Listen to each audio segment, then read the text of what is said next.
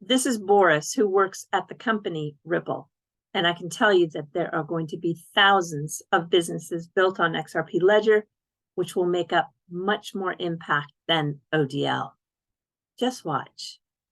Last year has been really awesome, and it's been great to see the ledger continue to work, right? Block for block, it's stable, it's functioning, it's running, and businesses are being built on top of it.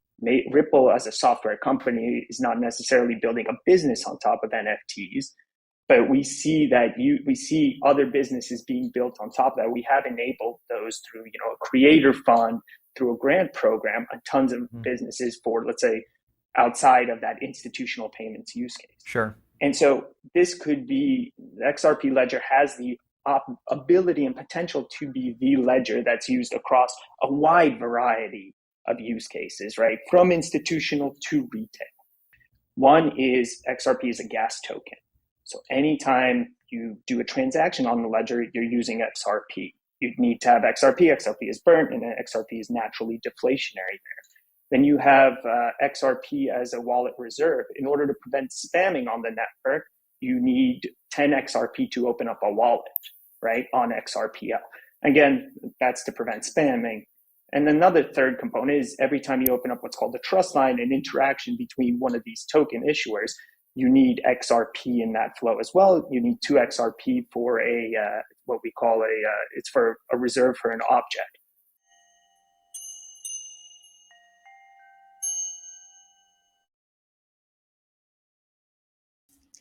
Hey everybody, it's Eddie from Tokyo. This is your cryptocurrency update from Japan. And just in a couple of hours, I'm going to be on my way to Denmark for a few days to visit my friend. Yeah, I'll be checking in on Twitter and probably doing a live stream or two from Denmark.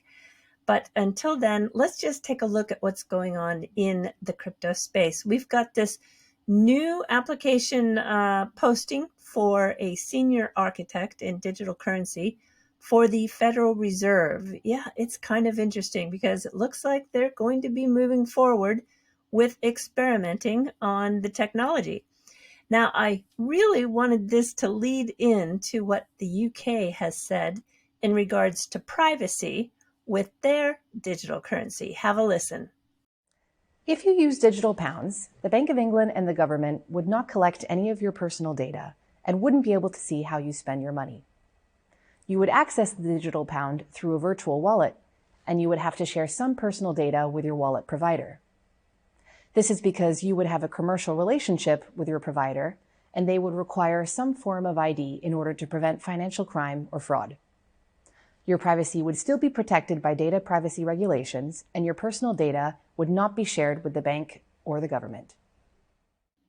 That clip is quite interesting, isn't it? So many people, and rightly so, are concerned about their privacy when it comes to these central bank digital currencies. Now, I found that central bank digital currency project out of San Francisco for the feds through a job posting.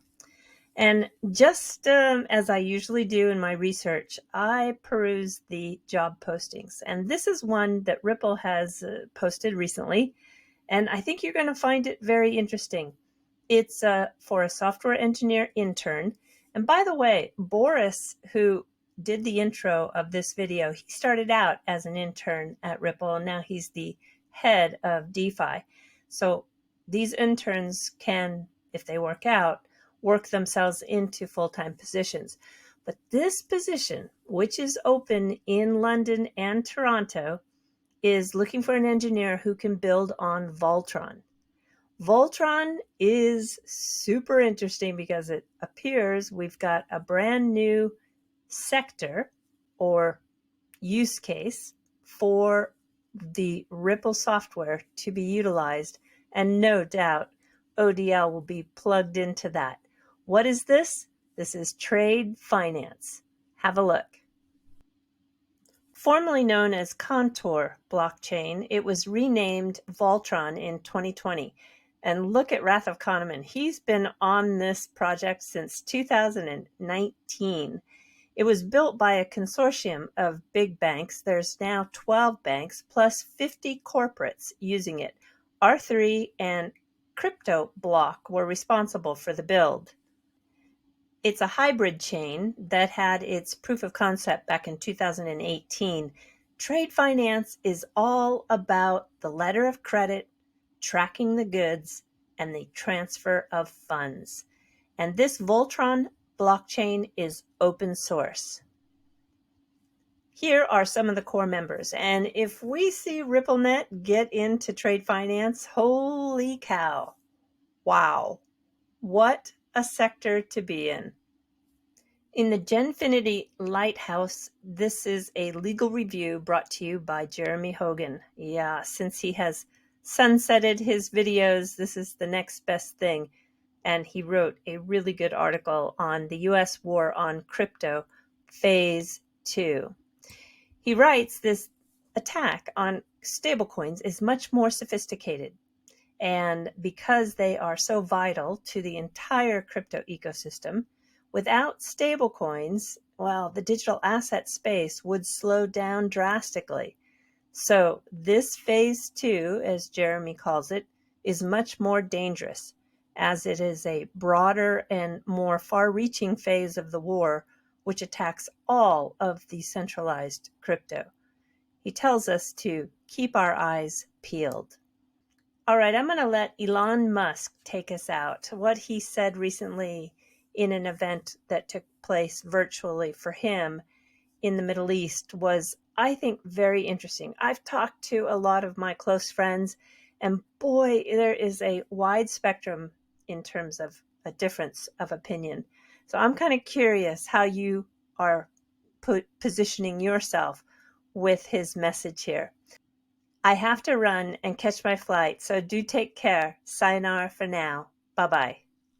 One thing I should say, and I know this is called the World Government Summit, but I think we should be maybe a little bit concerned about actually becoming too much of a single world government.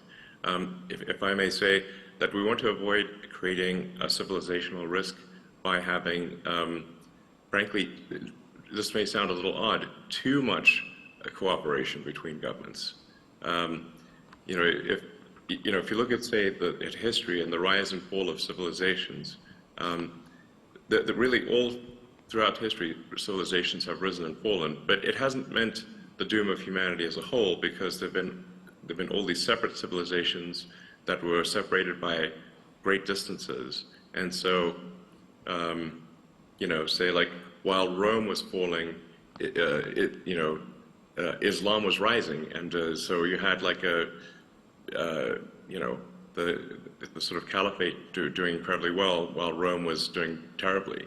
And that actually ended up being a source of preservation of knowledge and many scientific advancements.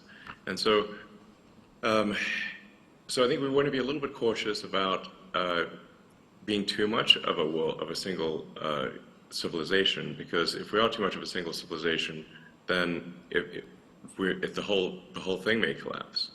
I'm obviously not suggesting war or anything like that, but I think we want to be a little bit wary of actually cooperating too much. It sounds a little odd, but we want to have some amount of civilizational diversity, such that if something does go wrong with some part of civilization, that the whole thing doesn't collapse, and humanity keeps moving forward.